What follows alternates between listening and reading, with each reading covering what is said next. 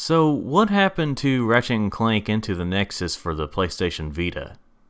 For those of you who don't know, Ratchet & Clank Into the Nexus was released in November of 2013, just a few days before the launch of the PS4, here in North America at least.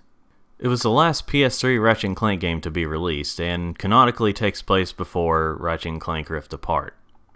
But for the topic of this video, we're going to be talking about the, I guess, quietly cancelled PlayStation Vita version. Now, why do I think there was going to be a Vita version? Well, while it was never officially announced, if you look at the ESRB website, you can see that there's a rating for a Vita version of this game. And if you look at the trophies for this game on the PSN, you can see that there was also going to be a Vita version, because it's paired up with the PS3 version. So, what exactly happened to this version? Well, honestly, it's probably already been solved at this point, but I'm not for sure because I tried searching for the reasons and I haven't gotten a straight answer, unless I just searched in the wrong areas. And this is a topic that has been around for nearly a decade, so I don't know. At the risk of making a fool of myself, I'll go ahead and say what my theories are anyway. Some people may say it's because of the failure of the Vita, and while that may be a possibility, I doubt that because the Vita had only been out for a little less than 2 years at that point worldwide. So unless Insomniac Games saw the future of the Vita, it was a little too soon to call it a failure. So what are my theories? Well, honestly, I've only got one theory, and that is they probably looked at the Vita version of Ratchet & Clank Full Frontal Assault and saw what a pile of crap that version was and probably didn't want to risk making a game that was slightly bigger and put it on there. Now, Ratchet & Clank Into the Nexus really didn't seem like it had the biggest budget, because I could see some issues even with a PS3 version. One of the biggest things is, it's a really short game, there's only 5 or 6 different planets you go to.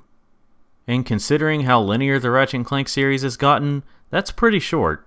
But honestly, I imagine it was all like that because it was going to have some kind of cross-play functionality with the Vita version of the game. Obviously that didn't happen because the Vita version seemed to have been cancelled.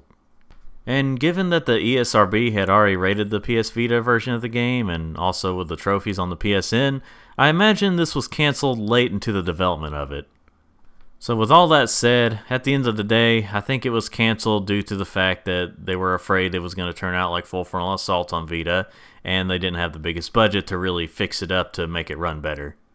Now it is possible they could have delayed it and decided to try and work on it better later on, but they probably started seeing how the Vita was turning out and decided not to go through with it. Now, luckily for those who do have a PlayStation Vita, you're not without a good Ratchet & Clank game for the Vita. As back in 2014, they decided to release the original trilogy for the Vita, like they did with Sly Cooper and Jak and Daxter, except unlike Jak and Daxter, it actually ran better. With the only real sacrifices being the frame rate and somewhat the controls, but you can get used to those.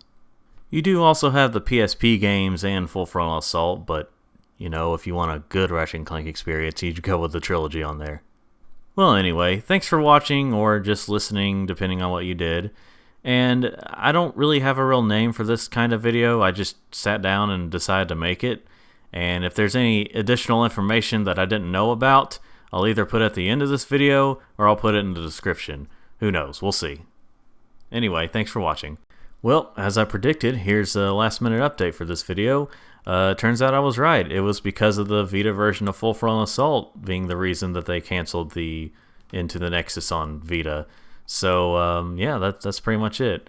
Also, just a little more additional information. They apparently wanted to port this game to the PS4 as well, but due to the engines of Ratchet & Clank on PS3 being very different than how the engine and all that stuff works on PS4, that didn't happen.